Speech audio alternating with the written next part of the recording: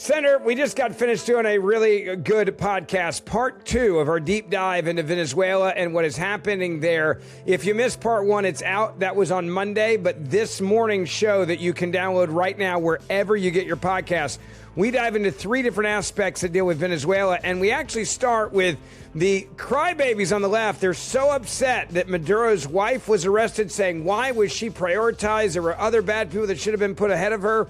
Well, we give you the deep dive on her and who she actually is, and you understand why she was indicted by our government. Well, this two-part series podcast is doing a deep dive on what happened in Venezuela. On Monday's podcast, we explained what exactly happened, the military attack, the arrest of Maduro and the First Lady.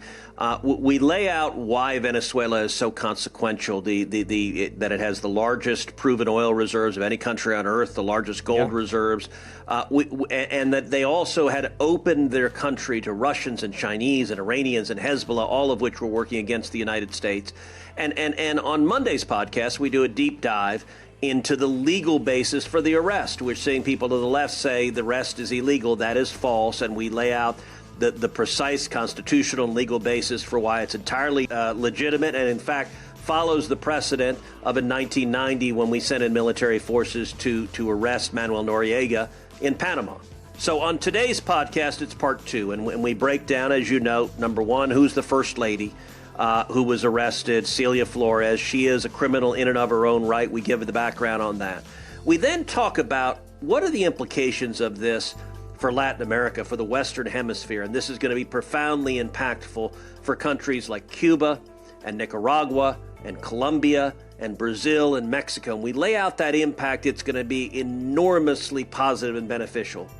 And third, we talk about what happens next in Venezuela. The current dictator who's taken over was the vice president. She is an America-hating Marxist.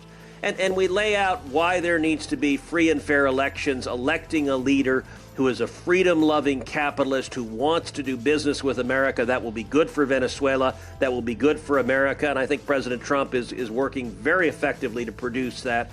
We also take you inside on conversations I've had with President Trump on this attack in Venezuela. All of that on today's episode of Verdict with Ted Cruz. You can get it anywhere you get your podcasts.